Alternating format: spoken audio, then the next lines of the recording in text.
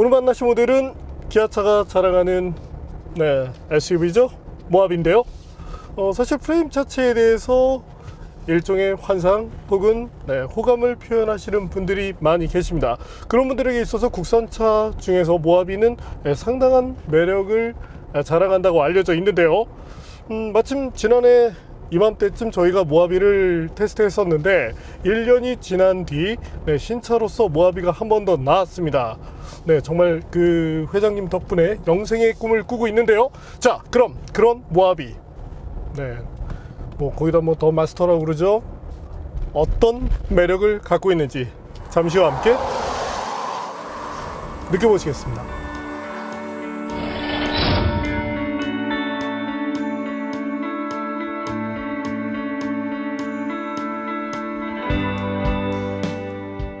모하비가 2차 페이스리프트를 통해 국내 시장에 출시됐습니다. 2008년 등장했으니 10년이 넘었죠. 바디온 프레임 차량 특성상 뼈대를 한번 개발하면 별다른 문제가 없는 이상 오랜 시간 사용하긴 하는데요. 그래도 일각에서는 사골이라고 놀리기도 합니다. 첫 번째 페이스리프트가 부분적이었다면 두 번째 페이스리프트는 신차처럼 많이 변했습니다. 디자인은 2019년 서울 모터쇼를 통해 공개된 모하비 마스터피스 컨셉트카와 거의 동일합니다. 호랑이코 그릴 테두리 속에 헤드램프가 자리한 모습이 독특하죠. 헤드램프는 4개의 프로젝터로 구성돼 독특한 이미지를 갖습니다.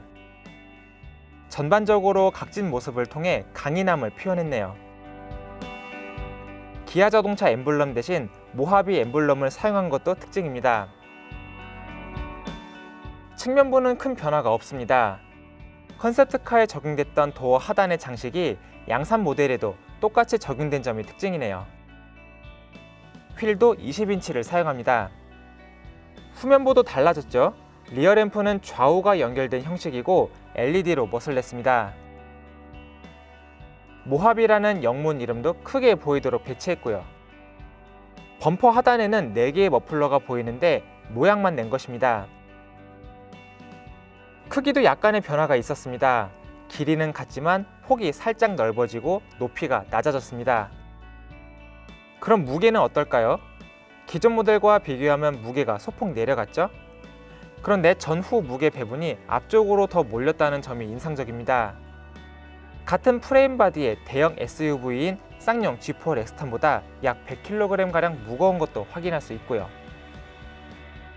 인테리어는 완전히 달라졌습니다. 기존의 수직형 구조에서 수평형 구조로 바뀌면서 넓고 고급스럽게 보이도록 했네요.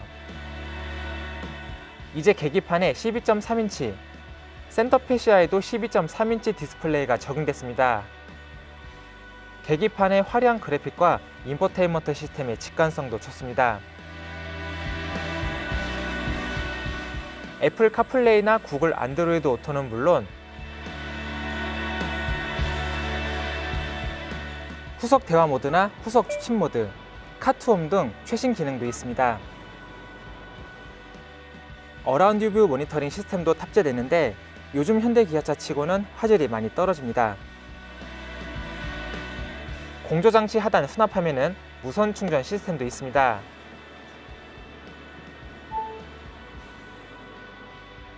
기어 레버 하단에는 주행 모드와 구동력을 제어할 수 있는 다이얼을 배치했습니다. 팰리세이드에서 봤던 디자인이죠. 대시보드나 도어 패널에 박음질 마감을 넣었고 시트도 다이아몬드 스티치로 마감해 화려한 멋을 부각했습니다. 앞좌석 시트는 통풍과 열선 기능이 있습니다. 운전석 시트는 시트 쿠션만 개별적으로 각도 조절을 할 수 없습니다. 럼버 서포트는 앞뒤로만 조작할 수 있고 상하 조작은 할 수 없고요.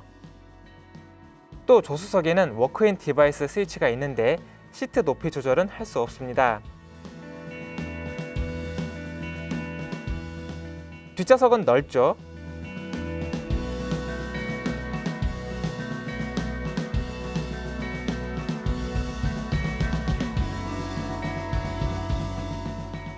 열선도 있고 시트백 각도 조절과 슬라이딩 기능을 지원합니다.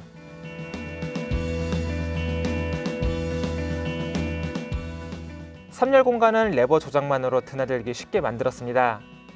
테스트 모델은 5인승이지만 기능은 동일하게 지원하네요. 이외에 230V 소켓과 USB 포트 2개를 배치했습니다. 3열 구조를 감안해 개발된 만큼 트렁크 공간은 넉넉합니다.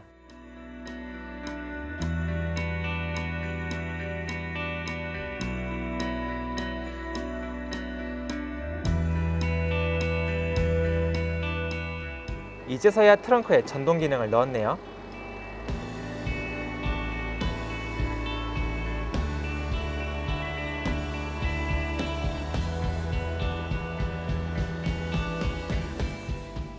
잠시 모하비 더 마스터가 들려주는 감성 측면의 소리를 들어볼까요?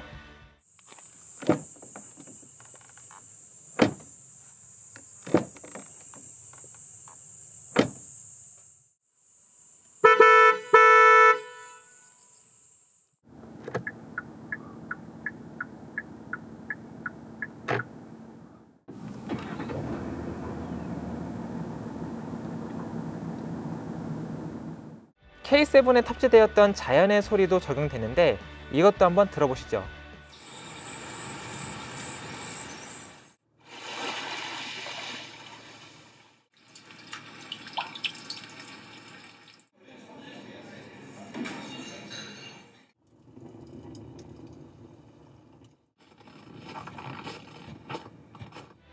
편의 및 안전 장비로는 정차 및 재출발이 가능한 스마트 크루즈 컨트롤, 차선 이탈 경고 및 방지, 고속도로 주행 보조, 사각 및 후측방 경고, 오토 하이빔 등 다양한 기능이 기본으로 탑재됩니다. 사운드 시스템은 15개의 스피커를 갖춘 렉시콘 서라운드 사운드 시스템이 탑재됐는데 기존 JBL보다 좋은 음질을 보여줘서 좋았습니다. 모하비 더 마스터는 큰 폭의 변화가 이루어진 만큼 가격도 큰 폭으로 상승했습니다. 이제는 5천만 원이 훌쩍 넘는데요. 국내 유일의 6기통 디젤 엔진이 탑재된 프레임 SUV 모하비가 고급 SUV로 인정받을 수 있을지 확인해 보겠습니다.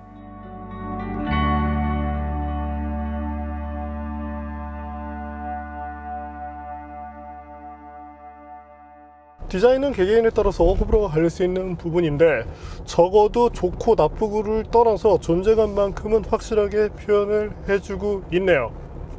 사실 작년 이맘때 제가 이제 테스트를 하면서 이 너무 예스러운 실내가 아쉬움이 되었다라고 얘기를 했었는데 현재는 그런 점들을 다 제 최신의 것들로 많이 바꿨죠. 네, 일부 것들은 이제 현대차에서 사용하고 있는 이 팰리세이드의 것들도 눈에 띕니다. 그래도 최신 그리고 나름대로의 고급화를 보여주고자 노력한 흔적들이 보이는데, 자, 그럼 모하비가 이 주행에서도 매력을 보여줄 수 있는지 한번 달려보겠습니다.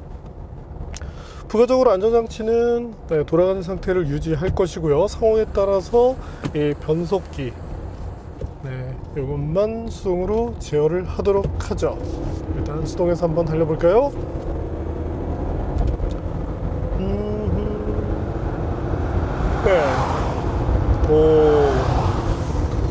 그래도 배기량의 여유가 있는 만큼 속도를 붙여나가는 부분에 있어서 확실히 여유가 있어서 좋네요. 대부분의 모델, 사실 팰리세이드도 그렇지만 2.1L 디젤로 이 어떤 대형급의 차체 이런 것과 매칭을 시키다 보니까 특히 저속에서 답답한 느낌이 들었던 것도 사실인데요. 반면 모하비 사실 최대 가속을 했을 때는 3리터 치고는 큰 메리트를 보여주고 있지는 못하지만 적어도 이 저속에서 두둑한 토크로 차를 쉽게 이끌어주는 만큼 이 대배기량 디젤 엔진에 대한 메리트만큼은 충분히 보여주고 있습니다. 사실 팰리세이드에도 이와 같은 엔진이 매칭되는 것이 맞긴 한데 내부적인 사정은 그렇다고 치고 어쨌든 저속에서 특히 시내 주행을 할 때 이와 같은 환경에서 가다수다가 많이 이루어지죠. 이때 분명한 편안함을 준다는 것, 사실 비싼 돈을 주고 차를 탈 때 여기서 편안함이라는 것이 나와 주어야 되죠. 그런 것 때문에 벤츠도 S클래스의 500, 600 이런 것들을 이제 타는 것인데, 어쨌든 모하비는 저속에서 이 편안함만큼은 충분히 잘 보여주고 있습니다. 팰리세이드가 본받아야겠죠. 변속기는 8단인데 그래도 이제 8단이 처음 나왔을 때보다는 현재는 이제 어느 정도 숙성이 되어 있기 때문에 뭐 크게 부족함을 느끼지 않게 해줍니다. 변속기의 반응 속도 자체가 빠른 편은 아니지만 그래도 뭐 이 차의 컨셉으로 놓고 봤을 때 이 차 가지고 뭐 드래그 레이스를 할 일은 없잖아요. 그렇기 때문에 이 차의 컨셉으로 어떤 부드러움을 추구해 나간다는 측면에서 바라보며 이와 같은 변속 속도가 오히려 더 이상적으로 다가옵니다. 자, 그렇다면 엔진 3리터 디젤이라고 말씀을 드렸죠. 최고 출력은 260마력, 최대 토크 57.21kg/를 내는 것으로 알려져 있는데요. 이와 같은 엔진이 변속기와 짝을 이뤄서 이 큰 덩치를 끌고 나갈 때 과연 얼마만큼의 성능을 보여주는지 확인해 볼까요?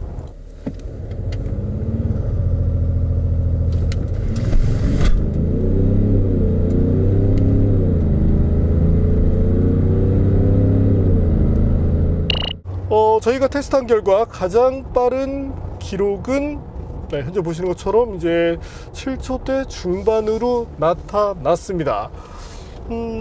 가솔린 모델들과 비교를 한다면 가솔린 모델들이 대부분 이제 3.6, 3.5도 있긴 하죠. 혼다. 3.6, 3.8. 특히 이제 같은 그룹 내에 있는 팰리세이드가 이제 3.8 엔진을 가지고 요거보다 소폭 늦어진 이런 기록을 보였는데, 역시 초반 스타트를 할 때 4륜구동의 힘과 대배기량 디젤 엔진이 갖춘 토크 덕분에 상당한 수준의 가속 성능을 보여주었다는 점이 좋네요. 기록으로 본다면 혼다 파일럿을 제외하고는 그 다음으로 빠른 기록이고요. 파일럿이 어쨌든 대단하긴 하네요.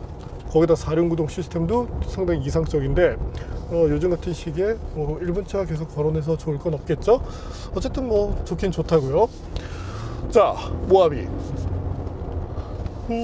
파워트레인에 대해서는 큰 부족함을 말하고 싶지 않습니다. 특히 뭐 기어비 같은 경우도 이 넓은 토크를 최대한 활용할 수 있게끔 적당히 이제 넓게 하지만 필요한 정도로 잘 구현을 해놨는데, 뭐 앞서 말씀드린 대로 이 부드러움이란 것이 좋고 이 차가 지향하고자 하는 그 정점과 이 파워트레인의 어떤 세팅은 상당히 잘 맞다고 얘기를 드리고 싶네요. 자, 그렇다면 이번에 제공된 엔진 과거와 달리 SCR을 기반으로 하고 있습니다.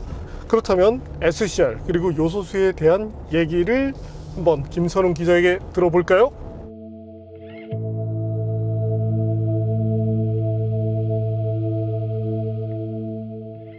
네, 이제 SCR 잘 아시죠? 정말 간단히 설명을 해드리면 엔진에서 만들어진 나쁜 배출가스에 요소수라는 것을 뿌려서 중화시켜주는 기술입니다. 자세한 설명은 여기 리뷰를 봐주시면 되고요. 자, 그럼 오늘은 요소수에 초점을 맞춰 보겠습니다. 먼저 요소수는 이름 그대로 물에 요소가 섞인 액체입니다. 비율은 물이 67.5%, 요소 32.5%인데요. 이 액체가 배출가스 속에 있는 질소산화물과 반응을 해서 물과 질소로 환원이 됩니다. 예전에는 듀얼 EGR이나 LNT 같은 후처리 장치도 있었는데 지금은 SCR이 있어야만 현재 배출가스 기준을 모두 통과할 수가 있습니다. 사실상 유일한 방법이기도 한데요. 하지만 이제 슬슬 SCR 시스템에 관련된 문제점이 하나 둘씩 나오고 있습니다. 먼저 암모니아가 대기 중으로 배출되는 암모니아 슬림 문제는 아직까지 나오고 있지 않습니다. 그만큼 제조사 쪽에서도 충분히 준비를 한 것이겠죠. 그런데 가장 큰 문제는 이 요소수를 뿌릴 때 화학적인 반응으로 인해서 결정화가 이루어집니다. 이것을 금속염이라고 부르는데요. 이것이 쌓이면서 막힌 문제로까지 연결될 수 있습니다. 아까 요소수는 물과 요소가 섞인다고 했죠. 그런데 물 속에 함유된 미량의 중금속들이 SCR 시스템 속에서 질소산화물과 반응하면 결정으로 만들어지는데 이것이 바로 금속염입니다. SCR에도 종류가 있습니다. DPF를 중심으로 앞쪽에서 뿌려주는 방식이 있고 뒤쪽에서 뿌려주는 방식이 있는데요. 만약에 DPF 앞쪽에서 뿌리는 방식이면 이 금속염이 DPF를 막아버리는 문제가 발생할 수 있습니다. 막히면 어떻게 될까요? 당연히 오염 물질을 잘 걸러내지 못하겠죠. 그리고 무엇보다 빠져나가야 할 배출가스가 빠지지 못하고 각 부품들의 부하를 높입니다. 여기에 배기 시스템의 온도가 높아지면 각종 센서들이 망가질 확률도 높아질 뿐더러 후처리 시스템 전체가 망가질 수도 있습니다. 수리비는 승용차만 해도 수백만 원에 달하고 상용차면 1000만 원이 훌쩍 넘을 정도인데요. 자, 그럼 한번 보겠습니다. EGR 시스템, 흡기 포트에 카본이 쌓이죠. DPF 시스템은 강제 회생도 가능하긴 한데 수명이 무제한적이진 않습니다. 매연이 계속 쌓이니까요. 여기에 SCR도 막힌 문제까지 신경을 써줘야 합니다. 그럼 해결 방법은 없는 걸까요? 가장 좋은 방법은 좋은 요소수를 사용하는 겁니다. 아까 SCR을 막히게 하는 원인이 물 속의 중금속이라고 했죠. 이것을 완전히 제거한 물을 초순수물이라고 합니다. 요소수를 만들었다고 끝이 아닙니다. 요소수를 운반하고 저장하는 과정에서 이물질이 들어갈 수도 있습니다. 결국 이 모든 과정이 엄격하게 관리된 제품이어야 하는데요. 네, 지금 보시는 제품이 바로 그 중 하나입니다. 또 다른 문제는 요소수 보충에 있는데요. 일반적인 승용형 디젤 엔진의 요소수 탱크 용량은 15에서 20리터 사이입니다. 탱크가 가득 찼을 때 대략적으로 2만 킬로미터 정도 운행이 가능한데요. 그러면 1년에 한 번 정도 보충을 해주시면 됩니다. 만약 요소수가 없으면 어떻게 될까요? 대부분의 차들은 작동을 멈추게 됩니다. 사실 요소수가 없어도 엔진이 움직이는 데는 아무런 문제가 없습니다. 그런데 요소수가 분사되지 않으면 먼저 도징 시스템이라는 이름의 요소수 분사 장치가 망가질 수 있습니다.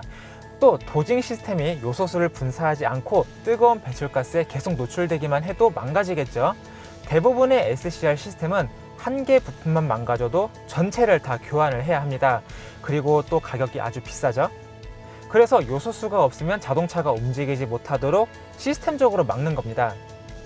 때문에 SCR 시스템이 적용된 차량을 운영하시는 소비자분들께서는 요소수가 떨어지지 않도록 하나 정도는 구비해서 갖고 다니시는 것을 추천드립니다. 최근에는 3.5리터 용량의 작은 팩도 나왔죠. 마지막으로 요소수를 넣을 때 조심하셔야 할 부분은 차체에 묻지 않아야 한다는 점입니다. 차체에 묻으면 도장을 망가뜨리거나 심하면 부식도 발생시킬 수 있는데요. 네, 때문에 조금 더 조심스럽게 다뤄줘야 합니다. 네, 좋은 요소수를 사용해야 하는 이유에 대해서 어느 정도 이해가 되셨나요? 지금 저희는 롯데 정밀화학의 유록스를 보여드리고 있지만 이 외에도 국산 제품도 많이 있습니다. 독일 VDA에서 에드블루 인정을 받은 순정 제품들이 국내에서도 많이 있는데요.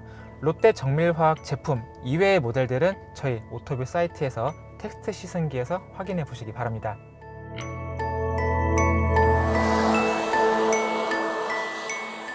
네, 티 났나요?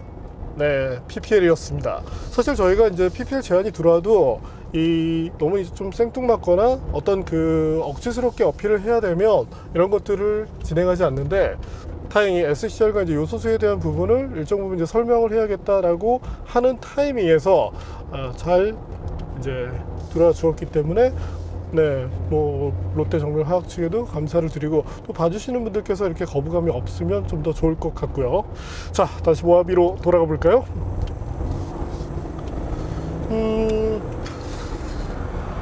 앞서 이제 저속에서의 편안함이 좋다라고 말씀을 드렸는데, 사실 가속 페달을 꾹 밟고 있으면 이 토크를 기반으로 속도를 매우 빠르게 올려나갈 수 있습니다. 고속 도약 능력이 좋다는 것인데요. 하지만 여기서 아쉬움이 되는 부분이 차체가 올바로 이렇게 가지 못하고, 예전에 이 C타입 MDPS 초기 단계처럼 꾸준하게 이렇게 스티어링 휠을 보정해야 되는, 당시는 이제 제가 보타라는 말을 많이 썼었죠. 네, 보정해야 되는 일이 생기는데, 이런 부분에 대해서는 잡아나갈 필요가 있겠습니다. 서스펜션 역시도 너무 부드러움 쪽으로 초점을 맞추다 보니까 긴급 대처 상황에서 상당히 차체가 이제 불안해지는 그런 모습을 보여주는데, 네, 이건 이제 양날의 검인데, 승차감 부분에서 약간의 이점을 가져간 것은 맞지만, 최근 현대기아차가 나가고자 하는 그 어떤 그 주행 안전성, 어떤 그 운전을 함에 있어서 질감적인 부분을 상당히 많이 좀 훼손을 시켰다는 점은 아쉬움으로 지적이 됩니다. 자, 승차감 부분으로 접근을 하면 어떨까요? 기아차는 이번에 그래도 이 정해진 틀 안에서 투자를 최소화하면서 어떤 그 개발의 어떤 변형 같은 것을 최소화시키면서 효과를 주고자 그래도 하나로 이제 택한 것이 서스펜션의 변화였는데, 리어 쪽 서스펜션의 각도가 조금 더 바르게 섰죠. 그를 통해서 이제 좀 더 부드러움을 추구하겠다는 것이 이제 기아차의 전략이었는데, 물론 그에 대한 효과가 없다라고는 생각되지 않습니다. 사실은 이제 그 때문에 그와 같은 튜닝을 하시는 분들도 계시죠. 하지만 그 변화 자체가 그리 극적이진 않습니다. 또한 작년에 저희가 테스트했었던 그 기존 이제 모하비와 비교를 한다면 초창기 모하비가 너무 좀 이제 부드러운 그런 모습이었는데, 이 후반에 가서는 약간은 조인 그런 티가 났었고, 현재는 다시금 풀어 놓으면서 승차감을 잡고자 했지만 이것이 이제 어떤 그 안전성 측면에서는 약간의 아쉬움이 되고 있기 때문에, 향후에 요즘 그 현대기아차를 보면 제가 이제 계속적으로 말씀드린 것이 서스펜션 쪽 정말 못하거든요. 이 서스펜션에 대한 투자를 조금 더 적극적으로 해나갈 필요가 있겠습니다.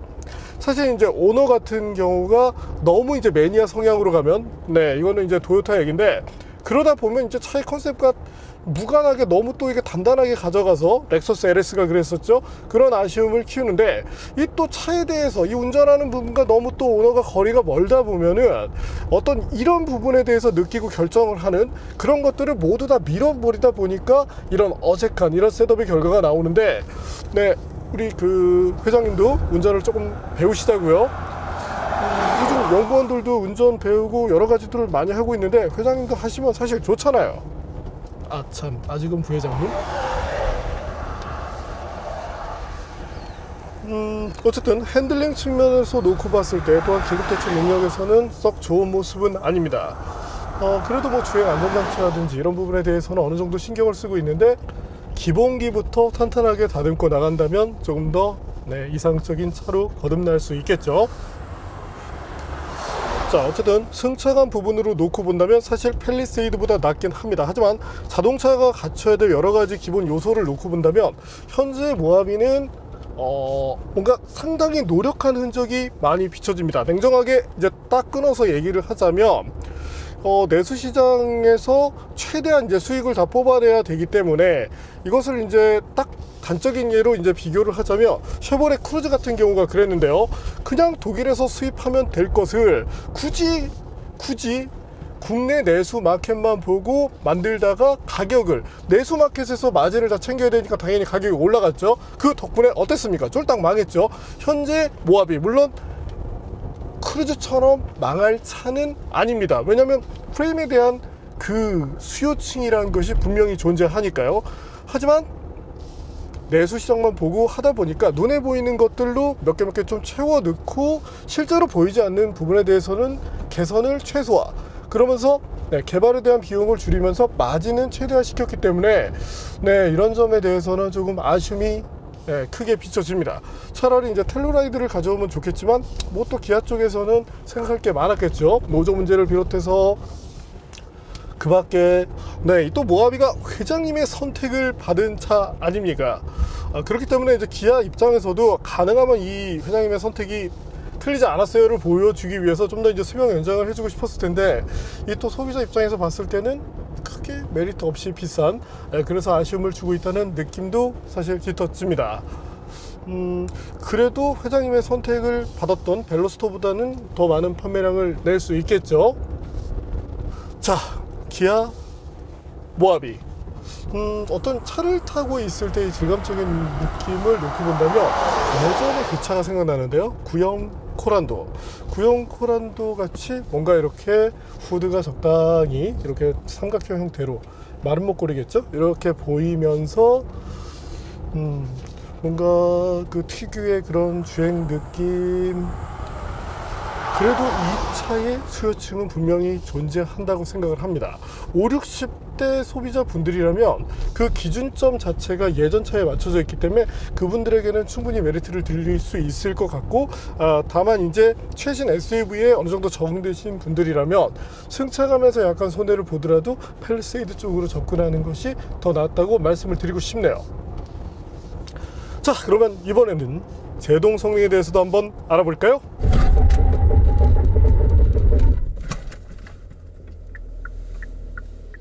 네, 그래도 제동 성능에서는 무난한 모습을 보여주고 있습니다. 제동 거리가 사실 짧은 편은 아니지만 편차가 적었기 때문에 대략적으로 이 차의 제동 성능이 40m대에 머무르고 있다는 것을 알 수 있습니다. 최단과 최장간의 거리가 1.5m라면 사실 저희 입장에서는 좋은 정도로 보고 있는 만큼 제동 시스템에 대한 그런 아쉬움은 없고요.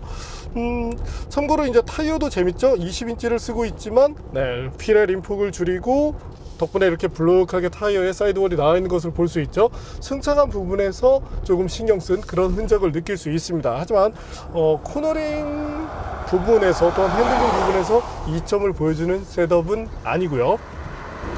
참고로 코너링 때의 어떤 그 특성은 기본적으로 약한 언더스티어를 바탕으로 하는데요.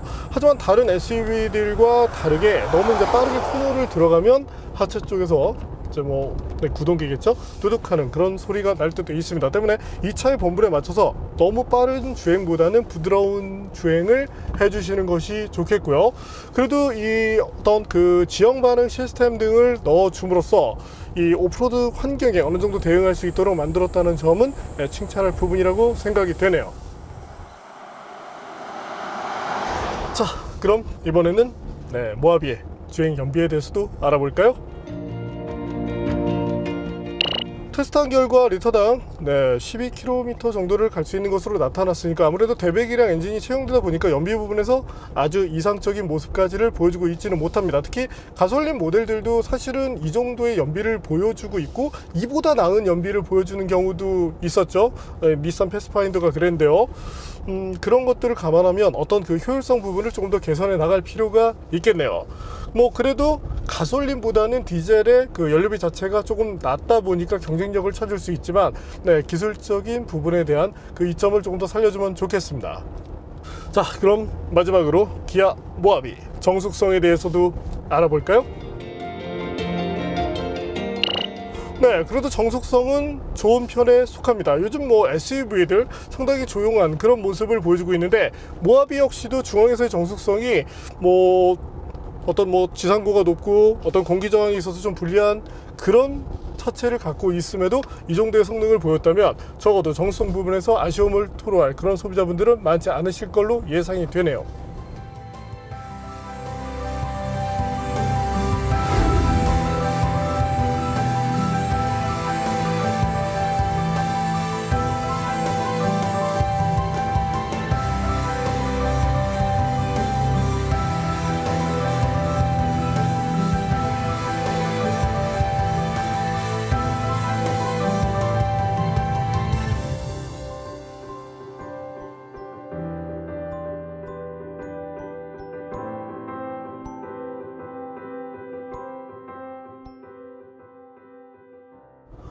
오늘 만난 기아 모하비, 그래도 1년 만에 대대적인 변신을 추구하고 다시금 돌아왔습니다.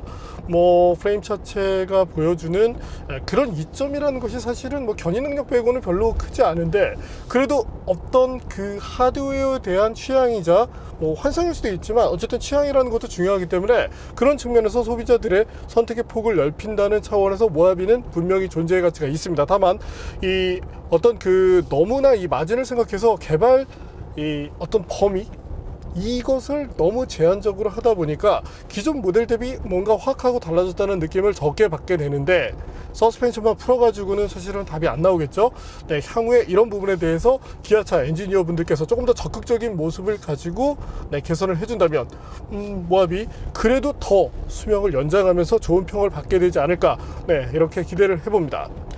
그래도 개인적으로는 뭐 렉시콘 사운드 시스템, 기존에는 이제 JBL 것이 쓰였는데 상당히 좋은 모습을 보여주고 있고, 다른 차에서보다 어쨌든 이 SUV가 공간감을 살리는 부분에서는 유리했던 만큼 네, 사운드 청취 부분에서는 만족감이 있다, 이렇게 말씀을 드리고 싶네요. 그리고 자연의 소리 기능도 들어갔죠. 예전에 제가 이제 연구원분을 만났을 때 이 기능을 왜 넣으셨습니까? 사람들이 쓰겠어요? 그랬더니 그래도 뭔가를 자꾸 시도해야 발전하지 않습니까? 라고 얘기를 해주셨는데, 이게 또 가만히 앉아서 듣고 있다 보니까 은근 좋을 때도 있더라고요. 다만 이제 소리를 조금 더 좋은 음질로 따게 된다면 만족감이 높아질 것 같고요. 물론 지금도 충분히 좋습니다. 네, 오늘은 뭐 사실 이해는 가지만 다소 가격적인 부분에서 메리트는 크지 않았던, 네, 딱 보면 딱 한 장이 빠지면은 네, 모든 것이 완벽할 것 같은 기아 모하비를 만나봤습니다.